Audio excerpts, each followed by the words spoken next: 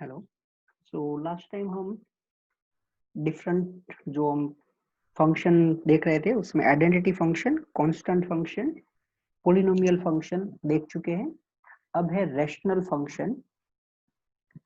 तो rational functions are of the type fx upon gx where fx and gx are polynomial function of x defined in a domain। Means आपको एक function दिया जाएगा, मान लो कि एक फंक्शन है fx is equal to x plus 1 and another function is gx, suppose it is x square plus 2। तो ये दोनों जो फंक्शन है वो पोलिनोमियल फंक्शन है, बराबर।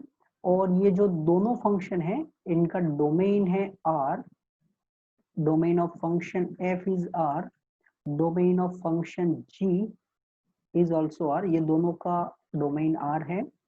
अब अगर हमको ये दोनों का division that is fx upon gx find करना है तो ये हो जाएगा fx मतलब x प्लस 1 अपॉन gx मतलब x स्क्वायर प्लस 2। बट यहाँ पर कंडीशन है जो आपका डिनोमिनेटर है वो नॉन जीरो होना चाहिए, बराबर। gx not equal to zero, क्योंकि अगर आपका डिनोमिनेटर जीरो हो जाएगा तो वो अनडिटरमाइंड फॉर्म हो जाएगा। तो यहाँ पर जो मैंने लिखा है एक्स स्क्वायर प्लस 2 है वो एक्चुअली नॉन जीरो नंबर है। एक्स स्क्वायर प्लस 2 है, ये कभी जीरो नहीं होगा for any x belongs to R, बराबर। ये ऑलवेज नॉन जीरो नंबर है। तो if one function is f, another function is g, then we can find fx upon gx by f formula. Means ये जो fx upon gx की formula है वो आपको लिखना है, बट डिनोमिनेटर नॉन जीरो होना चाहिए, ये आपको ध्यान रखना है। अब यहाँ पर एक्चुअली मैंने जो दोनों फंक्शन है उनका डोमेन आर ही रखा है, क्योंकि आपको बोला गया है ये पोलिनोमियल फंक्शन है। अगर ये दोनों का डोमेन डिफरेंट होगा तो फिर हम f बाई जी कैसे फाइंड करेंगे, तो वो जब हम देखेंगे एल्जेब्रिक ऑपरेशंस ऑन फंक्शन तब हम डिस्कस करेंगे। यहाँ पर तो आपको पोलिनोमियल फंक्शन बोला गया है, इसका मतलब दोनों का डोमेन r है, तो यहाँ पर तो कोई इश्यू नहीं है। बट आगे जाके देखेंगे हम कि भाई डिनोमिनेटर अगर जीरो हो गया तो फिर डोमेन में क्या चेंजेस करने हैं। तो अब चलते हैं एग्जाम्पल नंबर 15, और एग्जाम्पल नंबर 15 में है define a real valued function. अब ये हम देख चुके हैं रियल वैल्यूड का मतलब क्या होता है। तो रियल वैल्यूड का मतलब होता है आपके आंसर्स जो आएंगे f ऑफ x, जो वैल्यू आएगी वो सभी वैल्यू रियल होगी। This one is a function f with domain r minus singleton 0 to the r means set of real numbers defined by fx equal to 1 upon x। आपका जो fx है उसका formula दिया गया है, उसको डिफाइन किया गया है fx equal to 1 upon x। और यहाँ पर आपको h जो है वो डिनोमिनेटर में दिया गया है, तो आप देख सकते हैं यहाँ पर लिखा हुआ है x belongs to r minus singleton 0, जैसे वो यहाँ पर भी है domain of function. Okay, r minus singleton 0 means denominator is non zero. Question is complete the table given below using this definition. ये जो आपकी डेफिनेशन है उसका यूज करके आपको ये टेबल कंप्लीट करना है। What is domain and range of this function. आपको ये फंक्शन जो दिया गया है उसका डोमेन एंड रेंज फाइंड करना है। ओके, तो सबसे पहले हमारा जो फॉर्मूला है वो है f x is equal to 1 upon x where x not equal to 0। अब जो वैल्यू दी गई है वो वैल्यू के हिसाब से हम फाइंड कर लेते हैं। तो सबसे पहले x इक्वल टू -2 है, तो अगर हम x इक्वल टू -2 का यूज करेंगे तो f of x that is f of -2, f of -2 is 1 upon -2 and 1 upon -2 is -0.5, बराबर। वैल्यू तो हम 1 अपॉन 2 जानते हैं 0.5, but here minus, so it is -0.5। Similarly अगर हम x का वैल्यू यूज करते हैं -1.5, तो x का value -1 upon 5, so f of -1 upon -1.5, so it is 1 upon minus of 1.5, और इसको आप लिख सकते हैं -2/3। Why? Because 1.5 is 3 by 2. So 1.5 is 3 by 2. So this one is 2 by 3. And as we know, 2 by 3 is minus 0.6666 and so on. तो इसको हम लिख सकते हैं approximately 0.67. Then x is equal to -1. If x is equal to -1, then f of -1, 1 upon -1, and 1 upon -1 is -1. Another one is x is equal to minus 0.5. So it is f of minus 0.5. F of minus 0.5. So it is 1 upon minus 0.5. So we can write this one as a minus 2 because 0.5 का मतलब होता है 1 upon 2. तो denominator goes to numerator. So we get -2. Then f of 0.5. f of 0.5. So 1 upon 0.5. ये हो जाएगा 2. Then f of 1. So it is 1 upon 1 is equal to 1. Then f of 1.5. f of 1.5. So 1 upon 1.5. 1 upon 1.5. So it is 2 by 3. And 2 by 3 is 0.67. And then f of 2. f of 2 is 1 upon 2. And 1 upon 2 is 0.5. तो ये जो आपको table में value दी गई थी वो सभी हमने फाइंड कर ली है.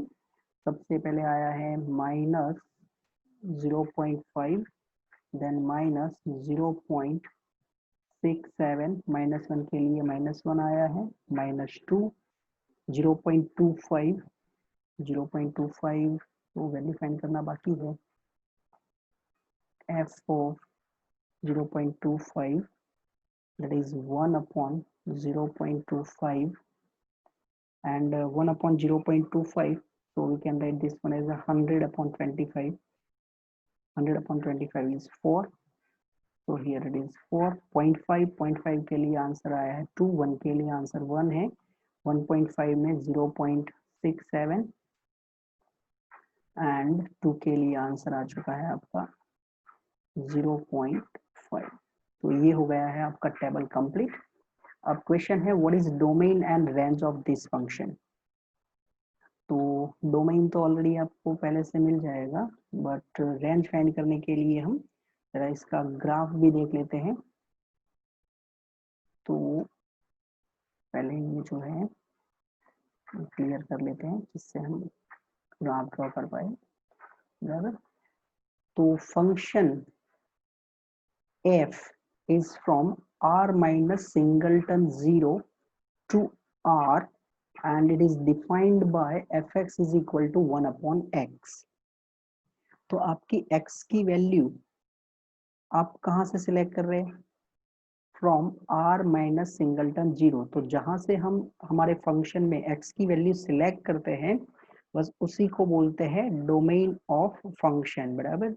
इन जनरल अगर हम बोलते हैं f is from a to b then domain is a.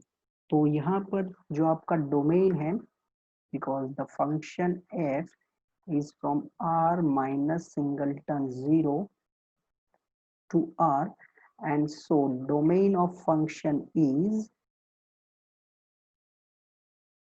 r minus singleton 0. Now it's turn of range.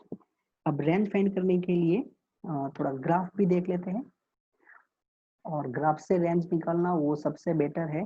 बराबर. क्योंकि आपको थोड़ा कुछ एक डिफरेंट कर्व भी मिल जाएगा जो हम आगे जाके भी जो चैप्टर आएगा हमारे लिए कॉनिक सेक्शन,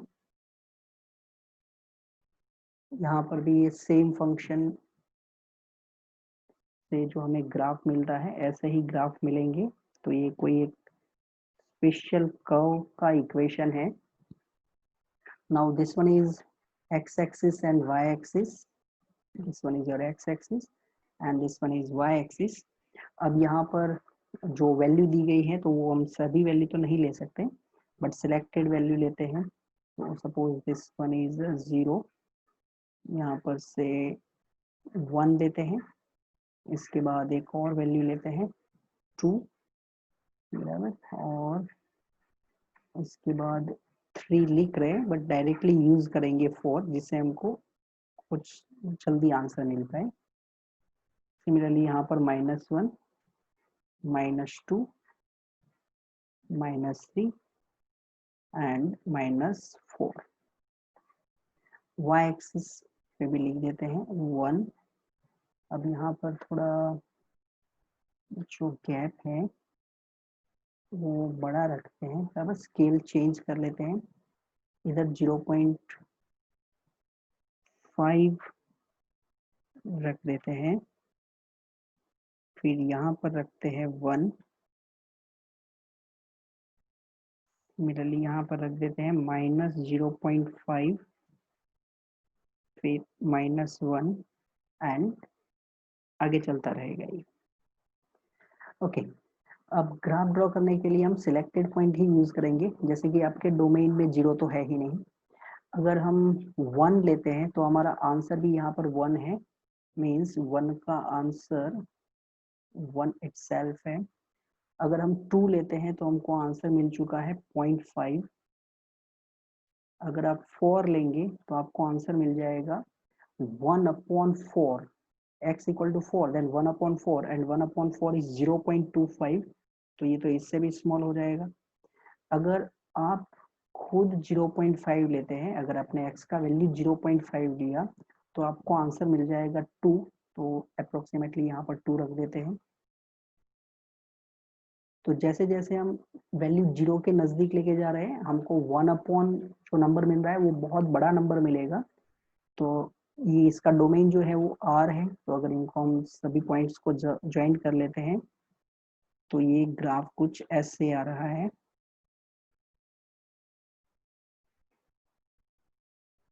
ये कभी x एक्सिस को इंटरसेक्ट नहीं करेगा, बराबर, क्योंकि x एक्सिस का मतलब क्या होता है, x एक्सिस का मतलब होता है y इक्वल टू 0, तो 1/x ये कभी 0 नहीं हो सकता, दैट्स वाई ये कभी इंटरसेक्ट नहीं करेगा।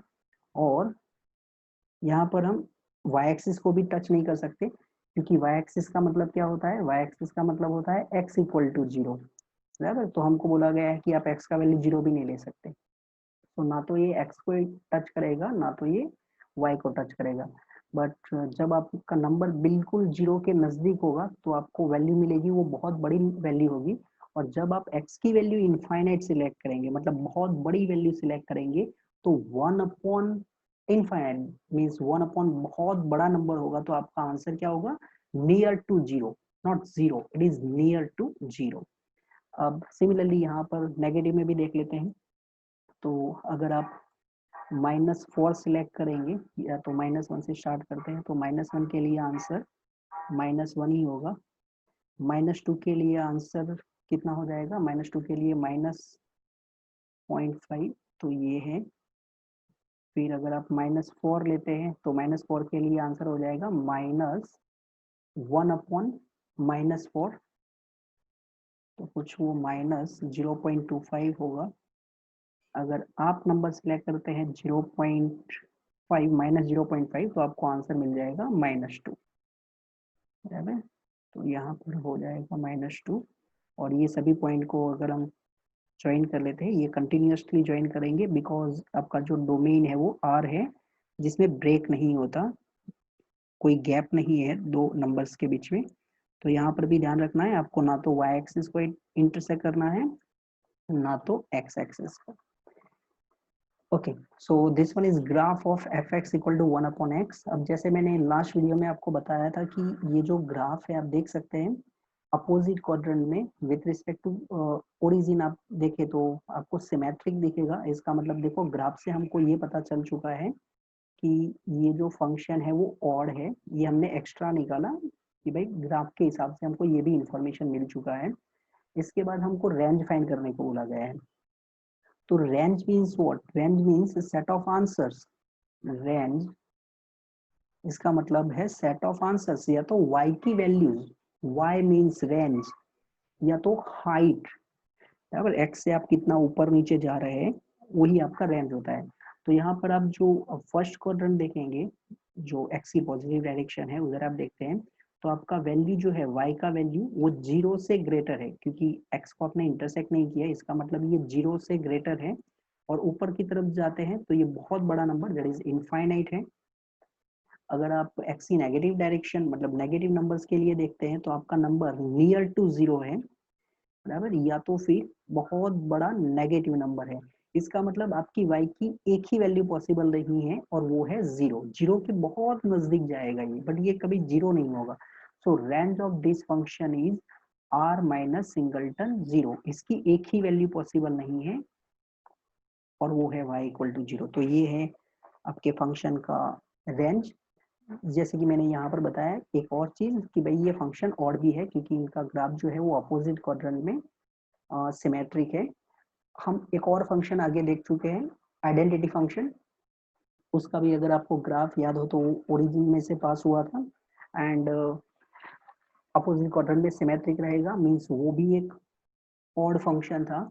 एक और फंक्शन हमने देखा था कांस्टेंट फंक्शन, और कांस्टेंट फंक्शन का ग्राफ जो हमने ड्रॉ किया था वो कुछ हॉरिजॉन्टल लाइन बताया गया था कि it is parallel to x axis, ऐसे कुछ ग्राफ था कांस्टेंट फंक्शन का, बराबर। तो ये जो ग्राफ था वो सिमेट्रिक अबाउट वाई एक्सिस था। इसका मतलब जो कांस्टेंट फंक्शन है ना वो इवन फंक्शन होता है, बराबर। Constant function is even function.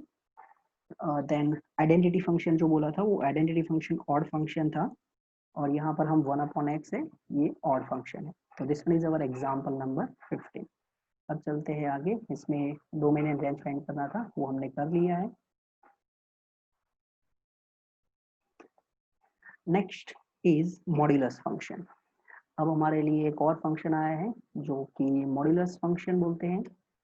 इसका एक और नाम है, इसको एब्सोल्यूट वैल्यू फंक्शन भी बोलते हैं, जो आपके लिए हेल्पफुल होगा, फिजिक्स में भी यूज करेंगे। तो modulus function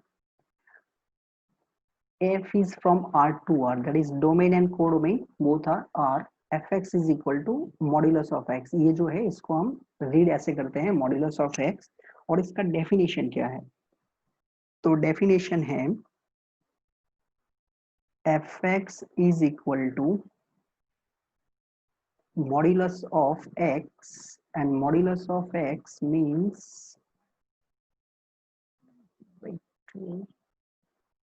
fx is equal to modulus x is equal to x if x greater than equal to 0। Means अगर आपका नंबर पॉजिटिव है या तो फिर आपका नंबर 0 है, तो आपका जो नंबर है वो खुद ही आंसर है, that is x। And if your number is negative, अगर आपका नंबर नेगेटिव है तो आपका आंसर है माइनस एक्स, बराबर। इसको बोलते हैं modulus function f x equal to modulus x. if number is greater than equal to 0 then number itself is answer, and if the number is negative, अगर आपका नंबर नेगेटिव है तो आपका आंसर है माइनस ऑफ एक्स। जैसे कि अगर आपको ऐसा दिया गया है f of 2, तो f of 2 is modulus of 2। modulus of 2 is 2। why? because the number is greater than 0। But अगर आपको दिया गया है f of -2, तो f of -2 मतलब modulus of -2। And what is modulus of -2? तो your number is less than 0, -2 is less than 0, it is negative number। so by definition our answer is minus of -2, that's why we write 2, बराबर। और इसको इसीलिए absolute value function बोलते हैं, क्योंकि ये क्या करेगा, नेगेटिव नंबर को पॉजिटिव में कन्वर्ट कर लेगा।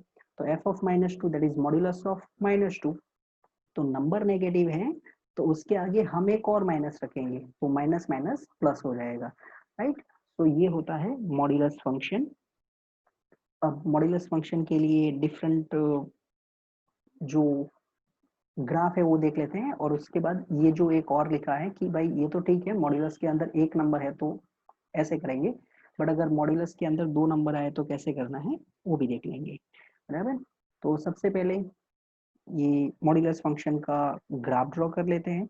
एंड ग्राफ ड्रॉ करने के लिए सिलेक्टेड वैल्यू का यूज करके टेबल बना लेते हैं। x सपोज -3, -2, -1, 0, 1, 2, 3 और यहाँ पर फाइंड कर लेते हैं f of x that is y. तो सबसे पहले आ जाएगा एफ एक्स क्या है, मॉड्यूलस ऑफ एक्स, तो यहाँ पर हो जाएगा मॉड्यूलस ऑफ -3।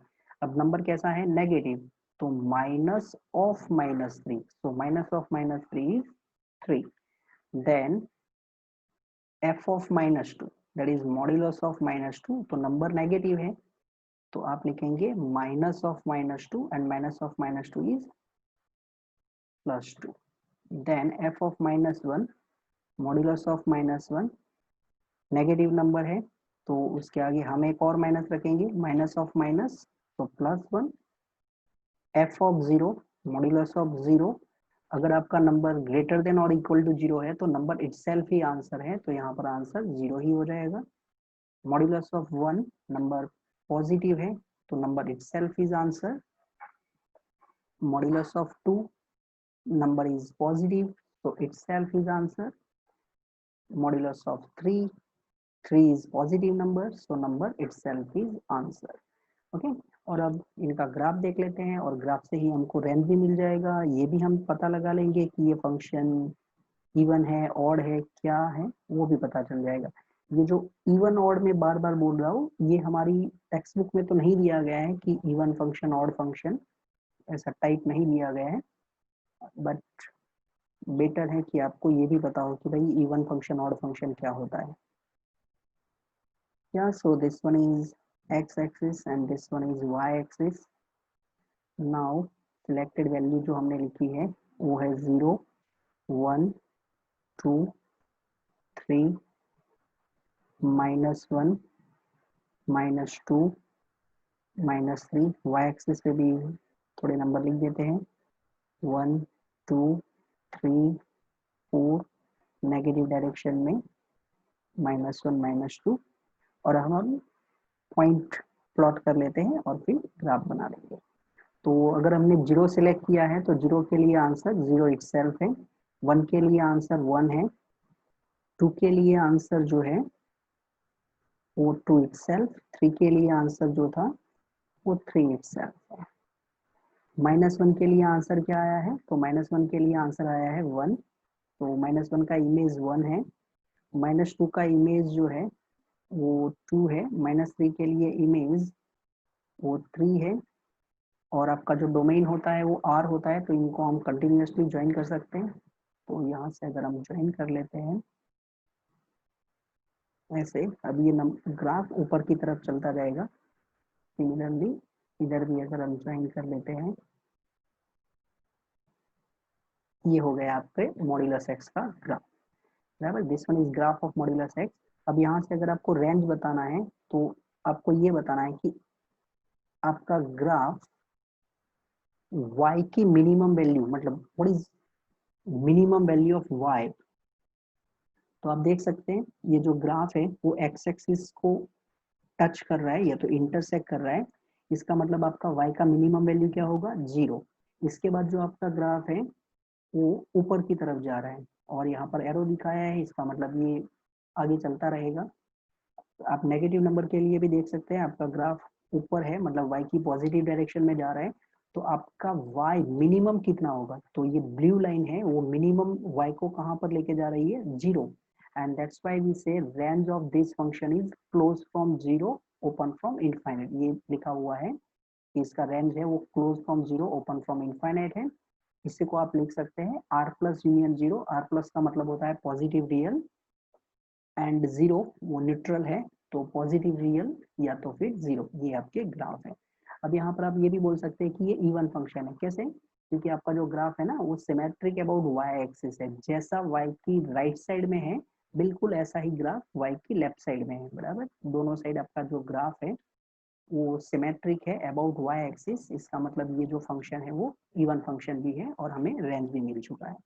अब एक और चीज यहाँ पर जो मैंने लिखा है वो भी डिस्कस कर लेते हैं कि भाई modulus of a minus b, अगर ये तो ये बात हुई कि मॉड्यूलस के अंदर एक नंबर है तो हम पॉजिटिव है तो एज इट इज, नेगेटिव है तो माइनस ऑफ एक्स लिखेंगे, बट अगर मॉड्यूलस के अंदर दो नंबर आए and between them minus sign है तो कैसे करेंगे।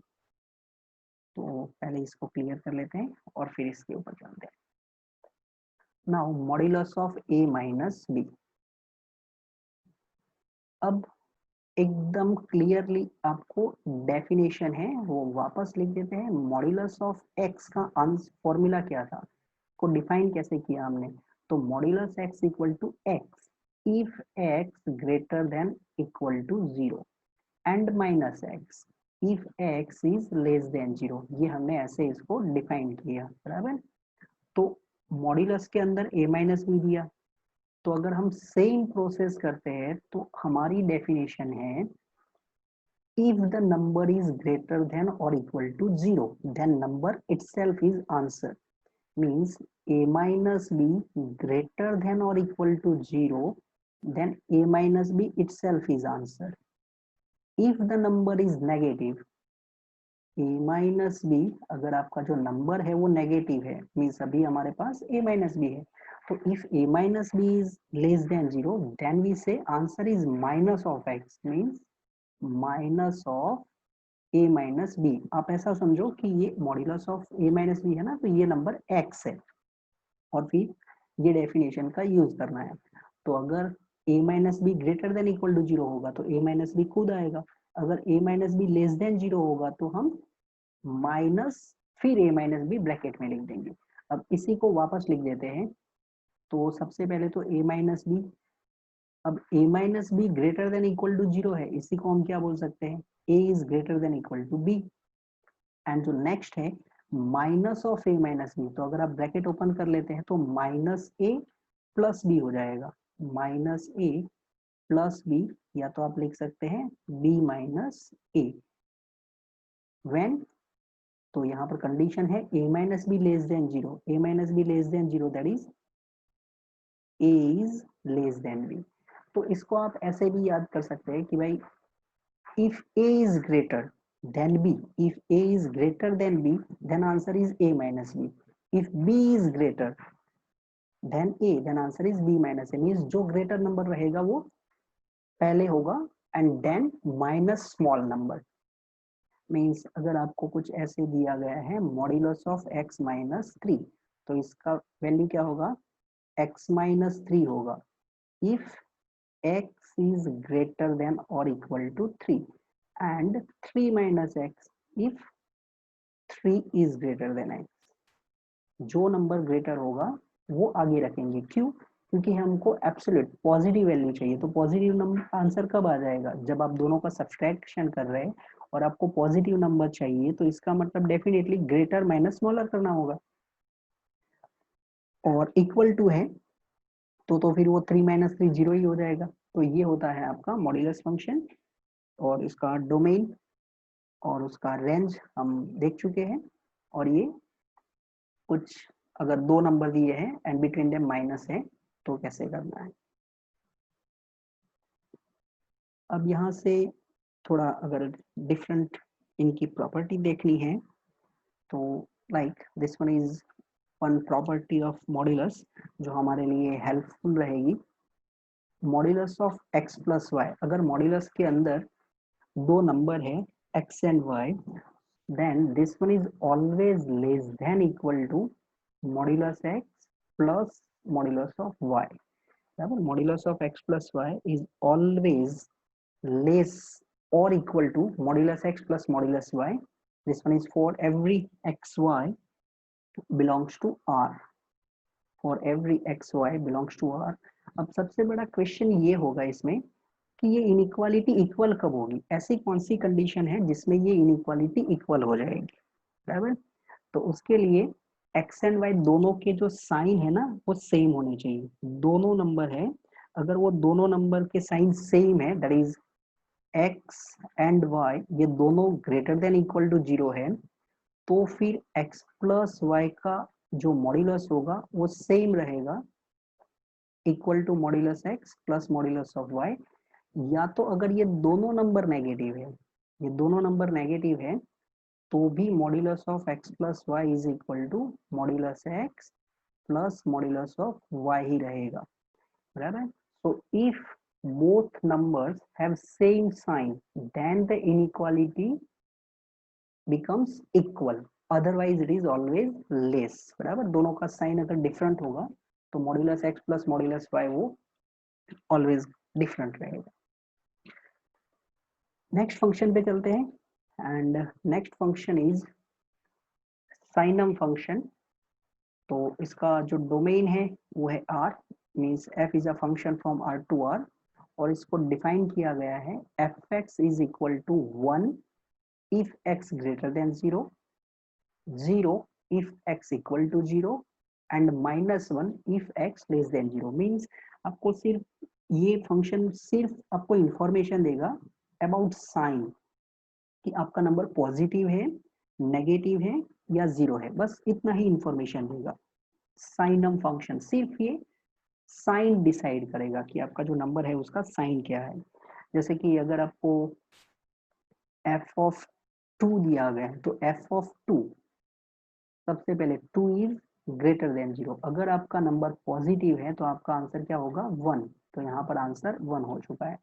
अगर आपने फाइंड किया f ऑफ 100, तो सिर्फ आपको ये देखना है कि नंबर पॉजिटिव है, नेगेटिव है या जीरो है। तो 100 it is greater then 0, so your answer is 1। अगर आप लिखेंगे f ऑफ 0, तो फिर आपका आंसर क्या है 0 इटसेल्फ, बराबर। अगर आपने लिखा f ऑफ -3, तो -3 this one is less than 0, तो आपका नंबर कैसा है, नेगेटिव नंबर है। नेगेटिव है तो आपका आंसर क्या आ जाएगा माइनस। अब जब हम सिर्फ माइनस लिखेंगे तो डेफिनेटली यहाँ पर 1 तो लिख ही देंगे। तो हम सिर्फ साइन डिसाइड करते हैं पॉजिटिव है या नेगेटिव है, उसके लिए ये साइनम फंक्शन होता है। अगर आपने लिखा f ऑफ -6, तो -6 इज लेस देन 0, तो आपका जो आंसर है वो -1, बराबर। If number is less than 0 then answer is -1। This one is signum function. या तो फिर इसको ऐसे भी लिखते हैं 0 if x equal to 0 and modulus x upon x if x not equal to 0। ये भी इसी की डेफिनेशन है। कैसे लिखते हैं, तो उसके लिए आप कुछ ऐसे कर सकते हैं कि भाई fx is equal to 0 if x equal to 0, इसमें तो कोई क्वेश्चन है नहीं। Modulus x upon x if x not equal to 0। अब जब आप ऐसे बोलते हैं कि x नॉट इक्वल टू 0, तो x नॉट इक्वल टू 0 इसका मतलब ये हुआ कि अब हमारे पास दो केस है, x not equal to 0, so we have two possibility, या तो x ग्रेटर देन 0 होगा या तो फिर x लेस देन 0 होगा। तो x इक्वल टू 0 वो तो एज इट इज ये। अब x नॉट इक्वल टू 0, तो मैंने बोला यहाँ पर दो पॉसिबिलिटी है, या तो x ग्रेटर देन 0 हो सकता है या तो x लेस देन 0 हो सकता है। अब अगर x ग्रेटर देन 0 है तो मॉड्यूलस x क्या होगा, तो x अगर पॉजिटिव है तो मॉड्यूलस x खुद ही रहेगा, जो हमने ऊपर देखा है कि modulus x equal to x if x is greater than और इक्वल टू 0। तो it is x upon x। What is x upon x, 1। तो आप देख सकते हैं x ग्रेटर देन 0 के लिए आंसर क्या आया 1 है। अगर x लेस देन 0 है तो मॉड्यूलस x क्या होगा -x, and -x upon x। तो अगर हम x को कैंसिल आउट कर लेते हैं तो आपको मिल जाएगा -1। तो ये सेम एज दिस डेफिनेशन, बराबर। तो ये भी साइन फंक्शन को ऐसे भी डिफाइन कर सकते हैं 0 if x equal to 0 and not equal to 0 then it is modulus x upon x। Okay. अब यहाँ पर आप जो डेफिनेशन है वहां से ही देख सकते हैं कि आपको सिर्फ 3 आंसर मिलेंगे। अगर आपका नंबर पॉजिटिव है तो आंसर 1, कोई भी पॉजिटिव नंबर है तो आपका आंसर 1 ही रहेगा। अगर आप कोई भी नेगेटिव नंबर लेंगे तो आपका आंसर फिक्स है -1, और अगर आपने 0 सिलेक्ट किया तो आपका आंसर 0 होगा। तो रेंज मतलब क्या होता है, सेट ऑफ आंसर्स। तो आपको आंसर क्या मिलने वाले हैं, आपको 3 ही तो आंसर मिल रहे हैं, 1 0 and -1। So what is range, it is set containing 3 elements -1 0 and 1, बराबर। range of this function is set containing -1 0 and 1। this one is a sin of function। अब आगे चलते हैं, इसका ग्राफ देख लेते हैं जरा। तो ग्राफ ड्रॉ करने के लिए this one is x axis, this one is y axis, और थोड़े वैल्यू लिख देते हैं। यहाँ पर है x, ये है y, 0 1 2 3, यहाँ पर लिख देते हैं -1 -2 -3 -1 एंड +1। और ये जो नंबर लिखे हैं उनके लिए ही आंसर फाइंड कर लेते हैं, बराबर। तो x का वैल्यू -3 -2 -1 0 1 2 3 और फिर fx। तो सबसे पहले -3 इज नेगेटिव नंबर, तो आपका आंसर हो जाएगा -1 -2 it is negative number, so answer is -1 negative number -1 0, तो जीरो के लिए आंसर 0 इटसेल्फ। अगर आपका नंबर पॉजिटिव है तो आपको आंसर 1 लिखना है, तो यहाँ पर 1 2 ये भी पॉजिटिव नंबर है, 3 ये भी पॉजिटिव नंबर है। तो हर एक पॉजिटिव नंबर के लिए आंसर 1 है, हर एक नेगेटिव नंबर के लिए आंसर -1 है एंड एग्जैक्टली 0 के लिए आंसर 0 है। ओके, सबसे पहले 0 के लिए आंसर 0 है, 1 के लिए आंसर 1, 2 के लिए भी आंसर 1 है, 3 के लिए भी आंसर 1 है, मतलब हर एक पॉजिटिव नंबर के लिए। तो 0 के लिए तो आंसर 0 है, 0 से नेक्स्ट जो रियल नंबर होगा वो क्या होगा, पॉजिटिव होगा। 0 से ग्रेटर जो नंबर है वही तो पॉजिटिव होता है, इसका मतलब उसके लिए भी आंसर क्या हो जाएगा, 1 होगा। अगर आपने नेक्स्ट, जो कि कोई रियल नंबर है उसमें नेक्स्ट नंबर कौन सा आता है वो बोल तो नहीं सकते हम, बट अगर आप कोई भी पॉजिटिव नंबर लेते हैं तो वो हर एक पॉजिटिव नंबर के लिए आपका आंसर क्या हो जाएगा, 1 हो जाएगा। तो हर एक पॉजिटिव नंबर के लिए आपका आंसर क्या है, 1 है। अब ये जो पॉइंट हम लिखते हैं, ये जो 1 लिखा है वो एक्चुअली क्या है, 0,1। ये जो पॉइंट है वो 0,1 है, बट 0 के लिए तो आंसर क्या आया है, 0 इटसेल्फ ही आया है, 0 का आंसर तो 0 ही है। तो यहाँ पर हम कर देंगे ब्लैंक कि भाई ये पॉइंट जो है वो तो 0,1 है एंड 0 का इमेज तो ऑलरेडी 0 है। और उसके बाद ये रियल नंबर है तो इसको हम ज्वाइन कर लेते हैं और ये ग्राफ ऐसे चलता जाएगा, ऐसे कुछ। ये पॉजिटिव नंबर के लिए ग्राफ हो गया, 0 के लिए हो गया। अगर हमने 0 से लेस नंबर लिया, कोई भी नंबर अगर हम 0 से लेस लेंगे तो वो नंबर क्या होगा, नेगेटिव। और हर एक नेगेटिव नंबर के लिए आंसर क्या है, -1। आप कोई भी नेगेटिव नंबर लेंगे आपका आंसर क्या हो जाएगा, -1 होगा। और फिर वो आप -1 लेते हैं या -2 लेते हैं या -3 लेते हैं या -0.999 या -0.0001, कोई भी नंबर लेते हैं, वो हर एक नेगेटिव नंबर के लिए आपका आंसर फिक्स है, वो है -1। तो ये जो पॉइंट है, ये जो दिखाया गया है रेड का, मैंने जो सिंबल किया है वो कौन सा पॉइंट है, ये पॉइंट है 0,-1। बट 0 के लिए तो आंसर 0 है, तो यहाँ पर भी हम इधर ब्लैंक कर देंगे कि भाई ये हमारे ग्राफ का पार्ट नहीं है। तो यहाँ से कुछ आपको ग्राफ ऐसा दिखेगा, ये है साइन ऑफ फंक्शन का ग्राफ। आप देख सकते हैं यहाँ पर आपकी y की वैल्यू क्या पॉसिबल है, तो ये जो लाइन है इसमें y ऑलवेज क्या रहेगा, 1। यहाँ पर y का वैल्यू 0 है क्योंकि x एक्सिस का मतलब होता है y = 0। और ये जो लाइन है उसके ऊपर y कोऑर्डिनेट ऑलवेज -1 रहेगा, तो y = -1। तो आपकी y की पॉसिबल वैल्यू क्या है, -1 0 या तो 1, यही आपका रेंज होता है। आप क्या बोलेंगे, ये फंक्शन ऑड है। देखो with respect to 0 0 opposite quadrant में ये सिमेट्रिक है, so sign of function is also odd function, बराबर। ये फंक्शन भी ऑड है। अब जो हमें नेक्स्ट फंक्शन करना है वो है ग्रेटेस्ट इंटीजर फंक्शन, और वो एक ऐसा फंक्शन है जिसमें से आप बहुत अच्छे क्वेश्चन निकाल सकते हैं। उसमें से हम दूसरा फ्रैक्शनल फंक्शन भी कर सकते हैं। लिमिट में लिमिट जो हमारा चैप्टर आएगा आगे, कैलकुलस पार्ट, या तो फंक्शन की जब हम रेंज फाइंड करेंगे उस टाइम भी ये बहुत इंपॉर्टेंट रोल प्ले करेगा। तो जो हमारे लिए नेक्स्ट फंक्शन है ग्रेटेस्ट इंटीजर फंक्शन, जिसको फ्लोर फंक्शन भी बोलते हैं, जिसको स्टेप फंक्शन भी बोलते हैं, वो फंक्शन हम नेक्स्ट टाइम देखेंगे, जिससे हम उसको पूरा टाइम दे सके और अच्छे से वो फंक्शन को समझ सके। ओके।